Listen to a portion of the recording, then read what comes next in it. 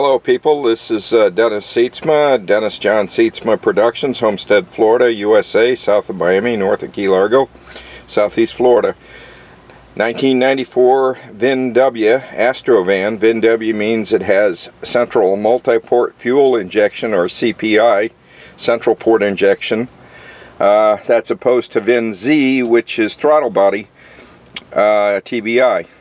Now people, you know I harp about doing engine diagnostics before tearing into something.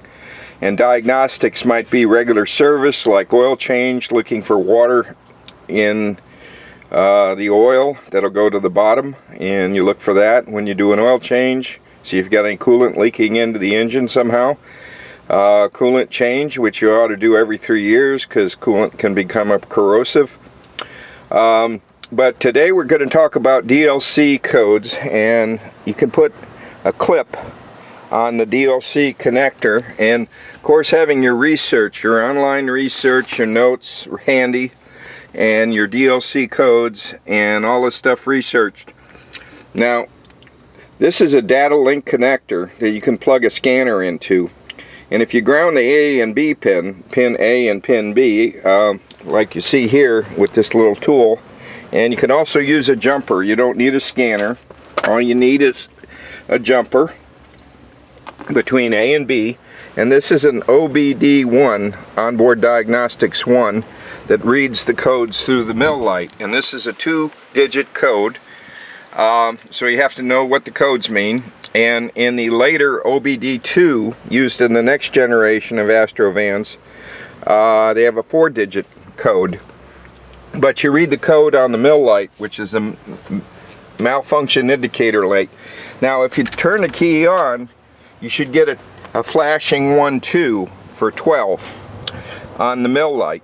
And it's bright out here. I can't really see the engine mill light that well. But 12 is a health check for the computer.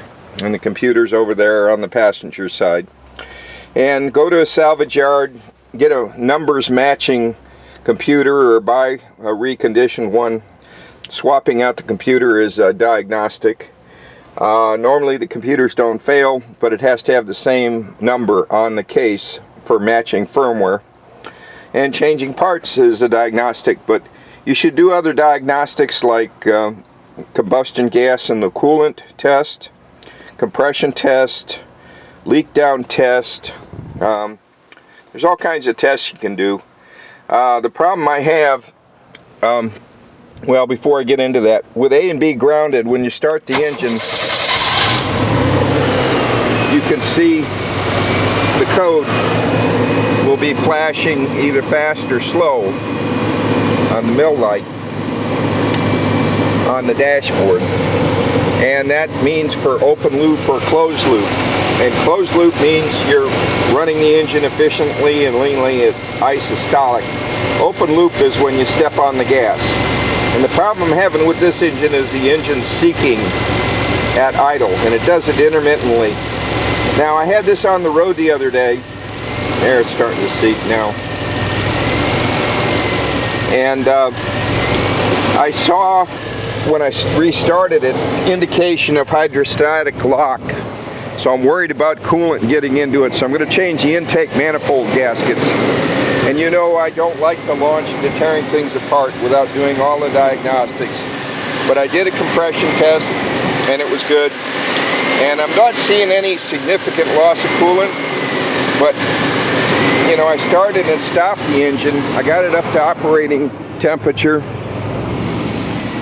And then I shut it down. And I allowed the pressure from the coolant system to leak into the cylinders if I had any leak from the intake manifold. And I had what it sounded like and looked like hydrostatic lock. And I don't want to bend a piston rod and have rod knocks. So I'm very concerned about this. People also talk about replacing the distributor. If you check out the price of a replacement distributor, you see it's affordable. People rebuild them or repair them, but they're also replaceable. And people talk about worn out distributors on this 4.3 liter V6 a lot. So anyway, know that you can read the codes this way and check for open or closed loop. Now on this CPI or central multi-port VIN-W engine, they have a history of regulator leaks, and if you pull off the upper plenum, you can actually see the gas dripping from the regulator if it's ruptured, and that could cause an engine sinking, because of course every time it drips fuel it tries to adjust. And you also notice a clean spot where the gas is dripping from the regulator underneath it.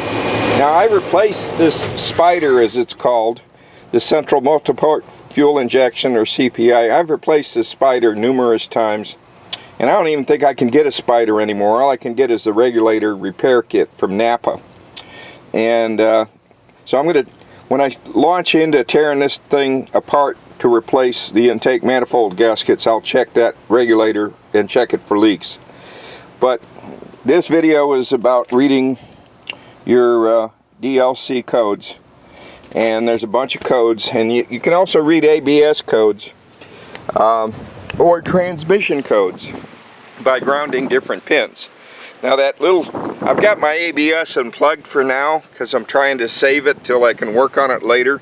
It's got a control board problem, so I got it unplugged electrically, so I can't read any ABS codes. But this little tool was made by OTC Tools years ago, and I called them and they said they don't make it anymore, but it grounds A to B and A to G and H to A